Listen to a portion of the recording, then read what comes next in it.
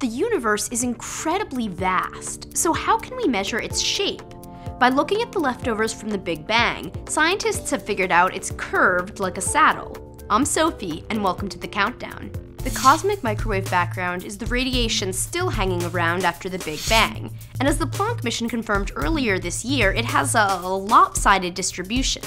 This is a problem because many studies have suggested the universe is flat, and in a flat universe, the microwave background wouldn't be this uneven.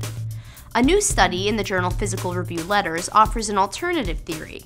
Researchers suggest the universe had a brief period of extreme expansion just after the Big Bang, taking less than a second to inflate by many orders of magnitude. This speedy growth would create the lopsided microwave background and give the universe a saddle shape.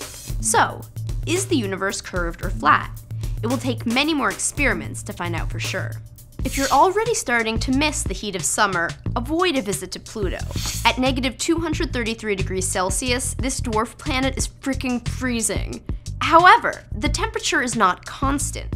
As Pluto orbits the Sun, the distance between this dwarf planet and its starry heat source changes. In 1989, Pluto was closest to the Sun, but it will move 3 billion kilometers farther away by 2113. As the temperature drops, what will happen? Some researchers suspect the gases in Pluto's atmosphere will freeze onto the surface. But in May, Pluto passed in front of a star and gave us a clear view of its atmosphere. Based on this new data, scientists concluded the atmosphere is hardier than we thought. Even at its coldest temperature, it will remain in gas form. So visitors to Pluto should breathe easy. Until they freeze to death, that is. When it comes to portraying space, Hollywood tends to throw scientific accuracy out the window. So how does the new film Gravity measure up? Spoilers ahead. To give Gravity a thorough check, New York Times science reporter Dennis Overby watched the film with a real astronaut, NASA's Mike Massimino. According to Overby, there are a lot of believable aspects to the movie, including realistic tools and space imagery, but there's one big problem. In the film, 2 astronauts are stranded without a vehicle at the Hubble Space Telescope. To survive, they decide to use one of the astronauts' jetpacks to travel to the International Space Station.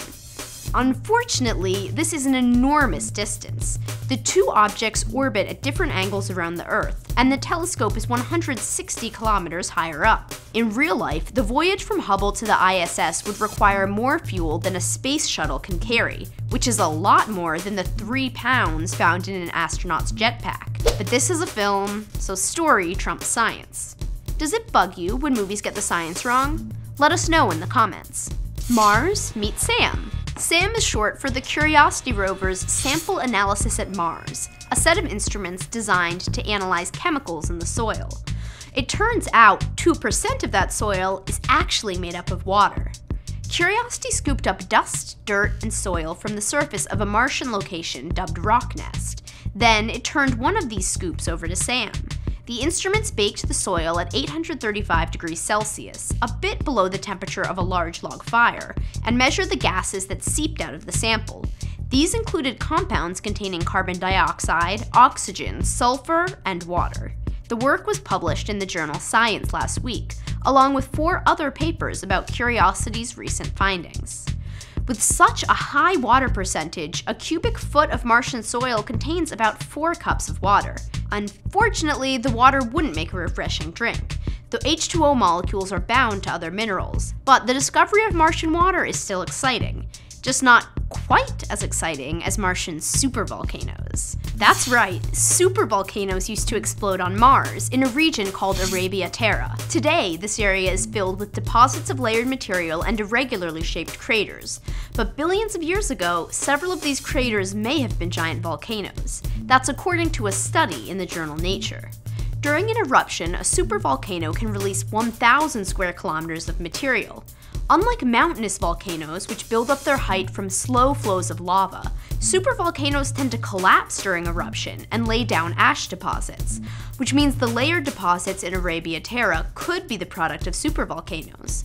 Those eruptions could also be responsible for sedimentary rocks and powdery material found in other Martian regions. Although supervolcanoes have been found on Earth, such as the giant under Yellowstone Park, they represent a new category of volcanic activity on Mars. And that's your countdown. Links to all of these stories are in the description below. Also, don't forget to visit the Space Lab channel on YouTube and subscribe. For Scientific American, I'm Sophie Bushwick, and I'll be rehearsing for the Gravity sequel.